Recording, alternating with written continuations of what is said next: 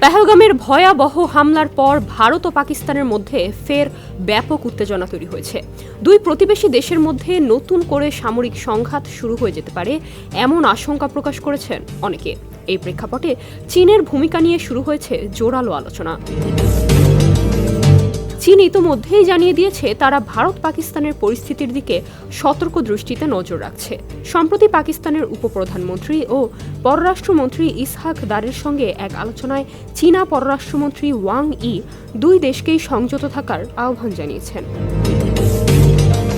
পেহেলগামে হামলার ঠিক পরদিনই চীন আনুষ্ঠানিকভাবে এ ঘটনার নিন্দা জানায়। ভারতে নিযুক্ত চীনা রাষ্ট্রদূত নিহতদের পরিবারের প্রতি সমবেদনা জানান। চীন বারবার উল্লেখ করছে এই সংঘাত ভারত পাকিস্তান কারো জন্যই মঙ্গলজনক নয়, বরং আঞ্চলিক স্থিতিশীলতার জন্য তা হুমকি স্বরূপ। এদিকে পাকিস্তানের প্রধানমন্ত্রী শাহবাজ শরীফ হামলার সঙ্গে জড়িত থাকার অভিযোগ প্রত্যাখ্যান করেছেন। পাকিস্তানের পররাষ্ট্র মন্ত্রণালয় এ সময় পাশে থাকার জন্য চীনকে ধন্যবাদ জানিয়েছে।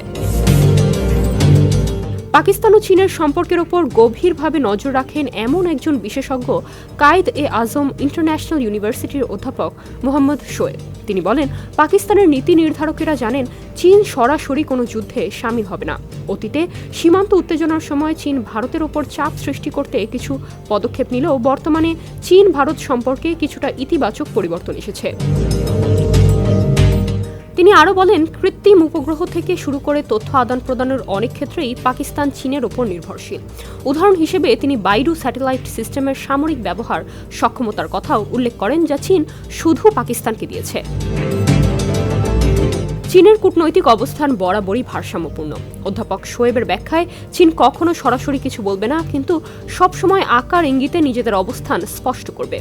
চীন ইতোমধ্যে জানিয়েছে পাকিস্তানের সার্বভৌমত্ব ও প্রতিরক্ষার প্রয়াসকে তারা সমর্থন করে। 2019 সালে বালাকোটে ভারতের অভিযানের সময় বিশ্বব্যাপী পাকিস্তানের বিপক্ষে যে চাপ তৈরি হয়েছিল, এবার সেই চিত্র দেখা যাচ্ছে না। অধ্যাপক শোয়েবের মতে এর পেছনে চীনের কূটনৈতিক সহায়তা বড় ভূমিকা রেখেছে।